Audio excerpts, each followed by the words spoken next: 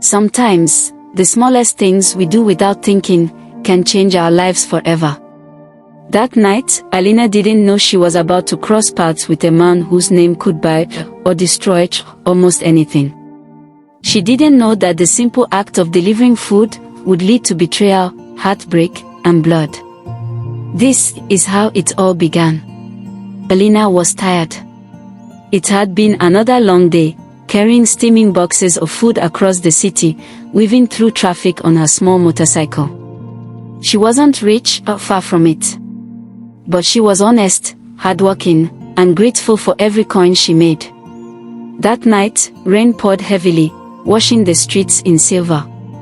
She got a late order from an expensive hotel downtown. She didn't usually deliver in that area, it was too far, too quiet. But she needed the extra money. The address was strange. Not the hotel lobby, but a private suite entrance at the back. She didn't think much of it. Money was money. She packed, grabbed the food bag, and headed toward the dimly lit corridor. As she approached, she heard voices. At first, she thought nothing of it, maybe guests talking. But then, the voices turned into shouting. Then, a loud crash. Her heart raced. She froze. And that's when she saw it. Two large men were holding a man against the wall. He wasn't just struggling, they were beating him. His face was bruised, his shirt torn. She almost turned away, she was scared. She was just a delivery girl, not a fighter. But then one of the attackers pulled out a knife. Something inside her snapped. She didn't know why she did it, maybe instinct, maybe fate. But she ran forward, holding her helmet in both hands like a weapon, and slammed it into the man with the knife. The attacker stumbled back, cursing. The other one turned to grab her, but the man they were holding, the victim, used the moment to break free and punch him hard. It was chaos. Shouts. Struggling. Rain blowing in from the open corridor door. Alina grabbed the man's hand. "Run," she shouted. And together, they ran. They didn't stop until they were several blocks away, gasping for breath under a flickering streetlight. She looked at him for the first time. Even bruised and bleeding, he had a presence, the kind of confidence only someone very powerful could have. "Are you okay?" she asked, still trying to catch her breath. He straightened his suit jacket, which was now soaked. "You saved my life," he said slowly, as if the words tasted strange. He shrugged nervously. "I just couldn't let them hurt you." His eyes, dark, intense, studied her for a moment. Then he said the words that would change everything. "You will be rewarded. $1 million. Alina almost laughed. "Right, and I'm the president of this city." But he didn't laugh. He reached into his pocket, pulled out a sleek black business card, and handed it to her. His name was printed in gold, Damon Blackwell. She froze. She had heard that name. Everyone had. Damon Blackwell, billionaire investor, property mogul, and a man whose ruthlessness was legendary. People whispered stories about him. Deals made and lives destroyed in the same breath. She looked up at him. I don't want your money," she stammered. He tilted his head. "Then what do you want?" She hesitated. "Just be safe." Something flickered in his eyes, something she didn't understand at the time. They stood there in the rain for another moment before he said, "Meet me tomorrow. My assistant will call you. I always keep my promises." He walked away, disappearing into the shadows of a waiting black car. The door closed. The car vanished into the night. Alina stood there, clutching the card in her hand, her heart pounding. She still wasn't sure if it had been real. When she finally got home, she told her twin sister, Clara, what had happened. Clara was her opposite in almost every way, stylish, glamorous, always looking for the next big opportunity. While Alina wore her hair in a simple ponytail and worked long hours, Clara was always networking, dressing up, and dreaming big. "You what?" Clara said, her eyes wide. Alina repeated the story. "He said he would give me $1 million. But I don't even think he meant it." Clara leaned back, her lips curling into a slow smile. "Oh, Alina, you don't know men like that. If he said $1 million, he meant $1 million." Alina laughed it off. "It's not about the money. I hope he's okay." Clara's eyes glinted. She didn't say anything more that night. But in her mind, a dangerous idea was already forming. The next morning, Alina went about her day as usual. But Clara was unusually interested in every detail about Damon Blackwell, what he looked like, what he said, how he gave her the card. That afternoon, Alina got a call from an unknown number. "Miss Alina," a crisp voice said. "This is Damon Blackwell's office. Mr. Blackwell would like to meet you for lunch tomorrow to personally thank you." Alina almost dropped her phone. "Oh, okay. Yes. I'll be there." Clara overheard the conversation and smiled to herself. That night, as Alina slept, Clara quietly went through her bag, found Damon's business card, and took a photo of it. She already knew what she was going to do. Alina woke up with a smile. The rain from the night before was gone, and the morning sun was warm on her face. She dressed simply, a modest blue dress, nothing fancy. She didn't want Damon Blackwell to think she was trying to impress him. She just wanted to thank him, maybe share a laugh about the crazy night they'd had.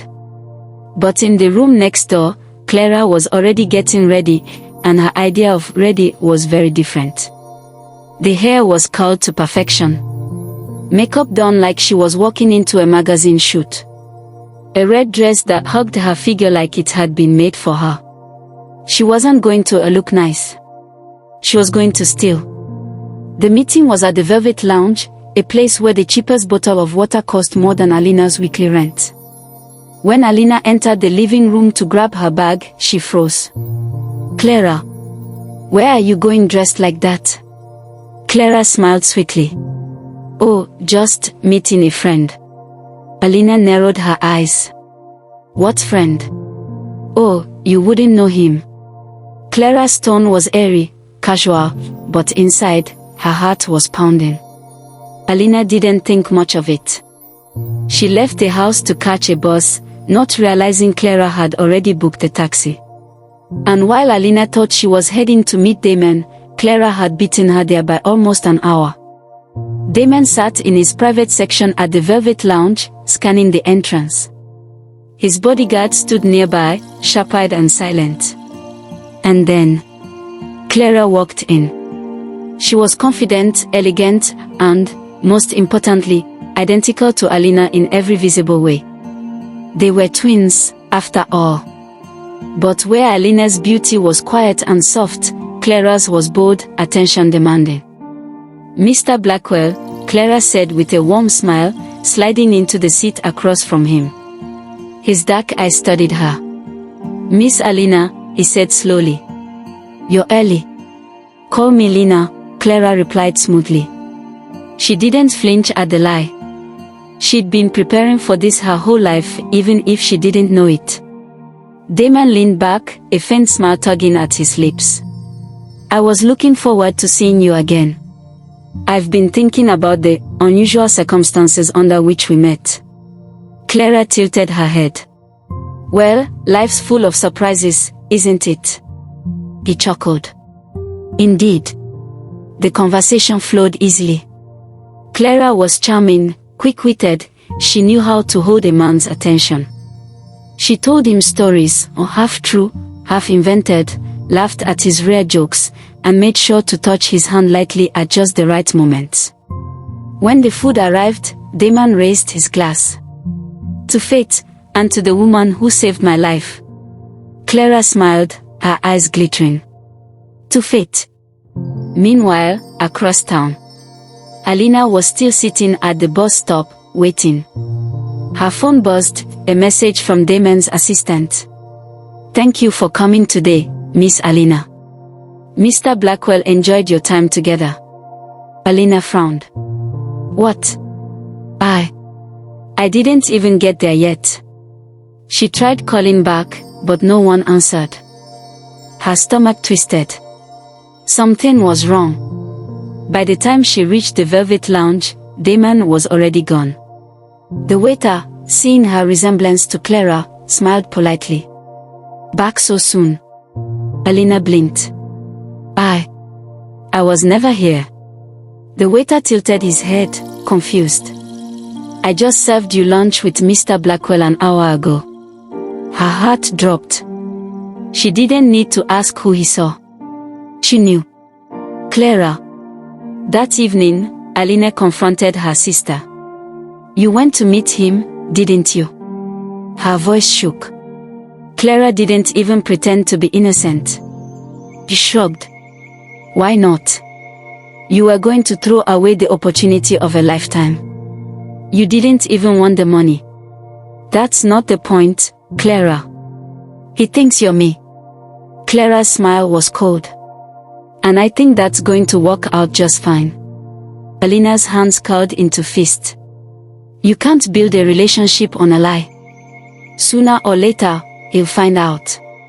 Clara stepped closer, her voice dropping to a whisper. "Not if I marry him first." From that day on, Clara threw herself into her new role as the savior of Damon Blackwell. She answered his calls, went on lavish dates, and started showing off gifts that made their modest home look like a showroom for the rich. Alina watched it all unfold with growing dread.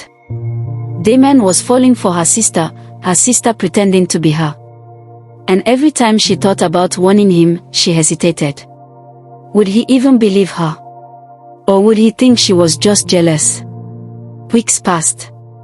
Damon began inviting Alina, Clara, to his private world. Parties on yachts. Dinners with business magnates.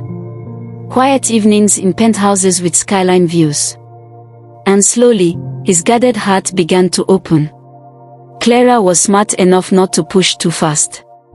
She played the role perfectly, humble but grateful, mysterious but warm. Alina knew she had to stop it. But every time she confronted Clara, the response was the same. "You had your chance, Alina. You didn't want him. I do. And I'm not letting go." The final blow came one Sunday afternoon. Alina was scrolling on her phone when she saw it, a photograph on social media. Damon and Clara, arm in arm, standing on a balcony in Paris. The caption read, "With the woman who changed my life forever." Her chest tightened. The lie had become reality, and the man who owed her his life now believed she didn't even exist. Clara was now living the kind of life Alina could only dream of. Expensive dresses. Glittering jewelry. Lavish vacations. Damon's world was a whirlwind of luxury, and Clara was right in the center of it. Every time she came home, she brought with her the scent of expensive perfume and the soft rustle of designer shopping bags. And every time she saw Alina, her smile carried a certain smugness, the unspoken reminder that she had won. But Alina didn't see it as winning. She saw it for what it was, a lie, growing bigger every day. A lie Damon didn't even suspect. Damon had always been careful with his heart. Rumors painted him as cold and calculating, and in many ways, those rumors were true. But something about Alina, the woman he believed had risked her life for him, made him different. He began inviting her into his personal business circle. Private dinners with CEOs. Meetings at his estate. Late-night conversations where he shared things no one else knew. Clara lapped it up. She loved the way people looked at her when she walked into a room with Damon Blackwell. She loved the attention, the money, the status. And slowly, she began to want more. Alina, meanwhile, was struggling. She still worked her delivery job, still paid her rent, still wore the same old clothes. But every time she saw Clara's face in the society pages, her stomach twisted. Sometimes, she'd catch Damon's image on TV, walking with Clara, smiling in a way that made her heart ache. That smile was supposed to be hers. But what could she do? March up to him and say, "Hey, I'm the real Lina." It sounded ridiculous. And Clara would just twist the story until Damon doubted everything. One evening, Clara came home later than usual. She was in an unusually good mood, her cheeks glowing. She kicked off her heels and poured herself a glass of wine. "What's the big news?" Alina asked, unable to keep the edge from her voice. Clara smirked. "Damon wants me to move in with him." Alina froze. "You can't do that." Clara's tone turned sharp. "Why not?" "He loves me, Alina. And when a man like that loves you, you don't waste time." Alina stared at her sister, feeling the anger bubble inside. "You're playing a dangerous game." Clara just laughed. "No, sweet sister. I'm winning the game." From that point on, Clara spent less and less time at home. She started living out of Damon's penthouse, surrounded by luxury. When she did visit, it was only to collect more of her things, or to gloat. One afternoon, Alina was walking past a boutique when she froze. In the window was a photograph of Damon and Clara, taken at a charity gala. They looked like the perfect couple, but the sight made her stomach knot. She didn't hate Damon. She hated what her sister had turned this into. Damon's feelings for Clara deepened quickly. He found her exciting, unpredictable, a spark in his otherwise controlled life. He began talking about a future together. Marriage. Clara, hearing this, felt her grip tighten. She couldn't risk losing him. Not now. Not when she was so close to becoming Mrs. Damon Blackwell. But there was one thing gnawing at her, Alina's quiet presence. Clara knew her sister was the only person who could expose her. And sometimes, in the middle of the night, she'd wake up sweating, imagining Damon looking at her with betrayal in his eyes. Meanwhile, Alina was noticing something too. Damon's business had enemies, powerful ones. She knew the night she saved him wasn't random. Someone had wanted him hurt, maybe even killed. The more she thought about it, the more she realized Clara had no idea what kind of world she was stepping into. Damon's power came with danger. And if the truth ever came out about Clara's lie, the consequences wouldn't just be emotional. A few weeks later, Alina was delivering food in the same part of town as Damon's building. She hesitated outside, looking up at the tall glass tower. She considered going in, telling him the truth once and for all. But before she could move, the revolving door spun and out walked Damon, with Clara on his arm. He looked happy. Genuinely happy. And in that moment, Alina's courage crumbled. She couldn't be the one to wipe that smile off his face, even if it meant letting her sister keep the lie. But Clara's greed was only growing. She began pushing Damon for an engagement, hinting at it in every conversation. She wanted the ring. She wanted the name. And she wanted it now. One evening, while sipping champagne on Damon's balcony, she decided to make her move. "Damon," she purred, "you know I love you, right?" He smiled faintly. "I believe you do." "Then why wait? Life is short. We should get married." Damon studied her for a long moment. "Marriage is a serious step, Lina. I don't rush into those decisions." Clara leaned closer. "But you already know I'm the one. You've said it yourself." For the first time, Damon hesitated. Something flickered in his eyes, a shadow of doubt he couldn't quite place. He brushed it off quickly, but Clara noticed. And it scared her. At home that night, she found Alina waiting for her. "You think you can keep this up forever?" Alina asked quietly. Clara's voice was cold. "Forever? No. but long enough to get what I want. And what happens when he finds out the truth? Clara's smile was chilling. He won't. Alina stared at her, realizing for the first time just how far her sister was willing to go. The weeks rolled on, and Damon's shadow of doubt began to grow. There were small things, details Clara couldn't answer, moments when she seemed off. Still, he pushed those thoughts aside. Love, or what he believed was love, made him blind. But Alina could see clearly. And she knew this was heading toward disaster. Clara didn't care. She was so close to sealing the deal that she couldn't stop now. But deep inside, a new fear was forming. The fear that if Alina ever stepped forward, if the truth ever came out, Damon wouldn't just leave her. He would destroy her. And so, in Clara's mind, one thought began to take root. One desperate, dangerous thought. If Alina was the only threat to her future, then Alina had to go. Clara had never thought of herself as a killer.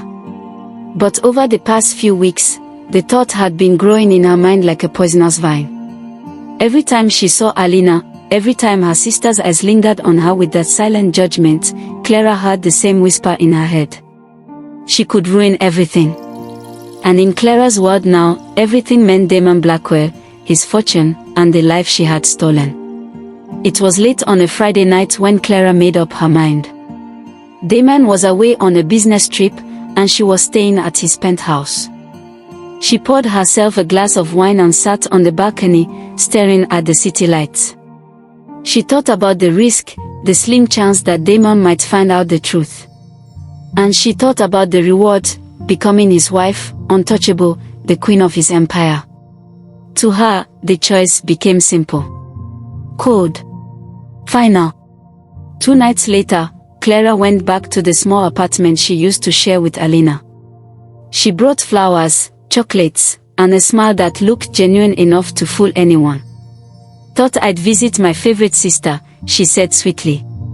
Alina looked surprised but not suspicious. Wow, no Damon tonight. He's busy, Clara replied, setting the flowers on the table. So I thought, maybe we could talk. Clear the air. Alina's shoulders relaxed a little. I'd like that. They talked for hours. About their childhood. About the times they stuck up for each other in school. Clara kept pouring Alina's wine glass full, making sure she drank more than usual. By midnight, Alina's speech had slowed. Her eyes were heavy. Clara helped her sister to bed, tucking her in like they used to do as little girls. Alina smiled faintly. Maybe we can start over, Clara. I don't hate you. Clara's chest tightened for a moment. Then the coldness returned. She walked to the kitchen, took the small bottle from her purse, the one she'd been carrying for days, and emptied its contents into the last half glass of wine. When she returned to the bedroom, Alina was still awake, though barely. Here, Clara whispered, one last drink for tonight. For us. Alina took the glass without suspicion. She drank. Minutes later, she didn't move again. Clara sat on the edge of the bed, staring at her sister's still face. Her hands shook for a moment, then steadied. It was done. She whispered, you should have let me have this, Alina, you should have stayed out of the way. By morning, she had staged the scene perfectly. A bottle of sleeping pills left open by the bedside. An empty wine glass on the table. Anyone who saw it would think it was an accident, or worse, a choice Alina had made herself. She called the emergency number, crying into the phone, her voice breaking at all the right moments. My sister, she's not breathing. Please, please come quickly. The paramedics arrived, the police asked questions, but no one suspected Clara. Why would they? She was the grieving twin who had been there. The funeral was small. Damon came, not because he knew Alina, but because Lina had insisted. He stood quietly, holding Clara's hand, thinking she was mourning her sister.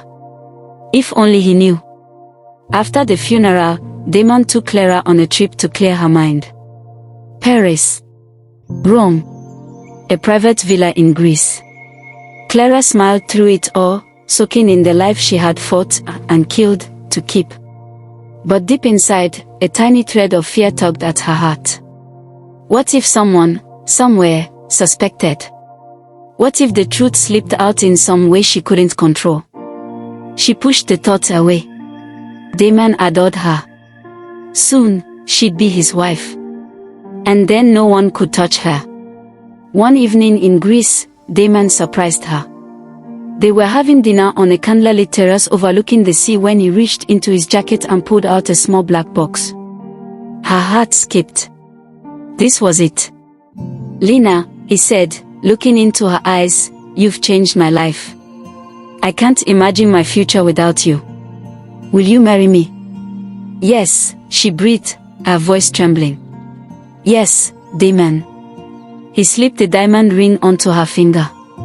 It sparkled in the candlelight, as if mocking the darkness that had brought her here. Back in the hotel room later that night, Clara looked at herself in the mirror. She was wearing the ring, the dress, the life she'd always wanted. But as she stared, she thought she saw a flicker, a shadow that wasn't there. She spun around. Nothing. Just her reflection, and the ghost of the sister who would never smile again. Damon, unaware of the storm beneath her calm exterior, began planning the wedding immediately. There would be no expense spared, the kind of event the society pages would talk about for years. Clara played her role flawlessly. She smiled at the right moments, laughed when needed, and pretended her heart wasn't pounding every time someone mentioned Alina's name. But as the weeks passed, something began to shift. Damon's gaze on her sometimes felt searching. Like he was looking for something he couldn't quite place. She told herself it was nothing. Just paranoia. But she was wrong. One afternoon, as she and Damon were reviewing the wedding guest list, he paused over a name. Did your sister ever mention someone named Peter? Clara froze. Peter? Yes. I met him at the funeral. He seemed close to her. Damon's tone was casual, but his eyes were sharp. Clara forced a smile. I'm not sure. Maybe an old friend. Damon studied her for a long moment before nodding slowly. I suppose so. She felt her pulse racing. If Damon had spoken to Peter, what had he said? That night, Clara called Peter from a blocked number. You don't know me, she began, but I think you should stop talking about Alina. Peter's voice was cautious. Who is this? Let's just say, someone who cares about keeping the past where it belongs. She hung up before he could respond. For the next few days, Clara couldn't shake the feeling that something was shifting. Damon was still affectionate, still attentive, but his eyes seemed to linger on her a little longer, as if he was measuring her against something in his mind. She told herself she'd won. She told herself she was safe. But deep down, she knew one thing. If Damon ever learned the truth, her perfect world would shatter in an instant. The wedding day arrived like a dream Clara had chased all her life. Roses scented the air, music floated from a string quartet, and gold shimmered across the grand hall. Guests whispered excitedly. Today, Clara, the woman who saved Damon Blackwell, would become his wife. But dreams can turn cruel.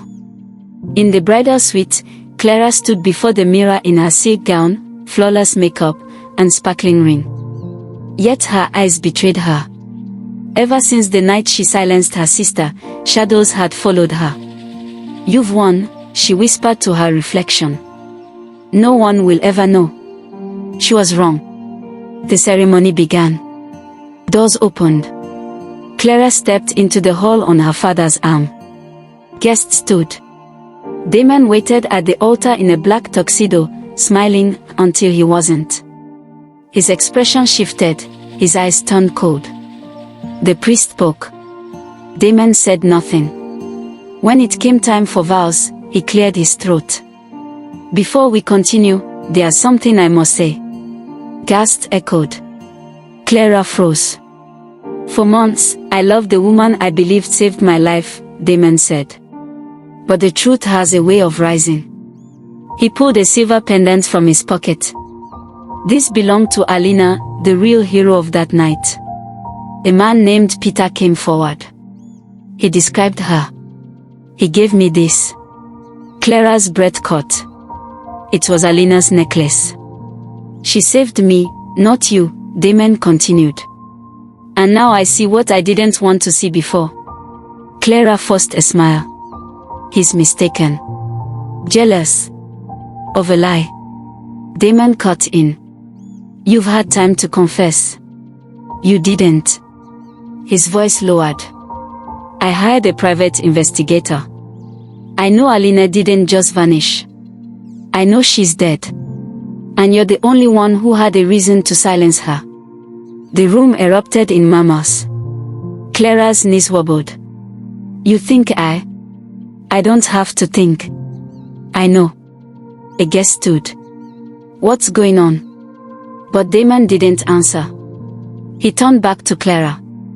"This ring was meant for someone brave. Someone honest. That woman is gone." He slipped the ring from her finger, placed it on the altar. "There will be no wedding today." Two men in suits stepped forward, police officers. "Clara Blackwell, you're under arrest for the murder of Alina Hayes." "No, you don't understand," Clara stammered, heart pounding as the cuffs locked around her wrists. She looked to Damon, desperate for mercy. But his face held only disgust. "You could have told the truth. You didn't. And now you'll walk this path alone." Led past stunned guests and flashing cameras, her gown dragged behind like a ghost. And as she entered the police car, Clara finally felt the weight of what she had done. Inside the silent hall, Damon stared at the silver pendant, the last piece of the woman he couldn't save. No wealth or power could bring her back. And he was left alone.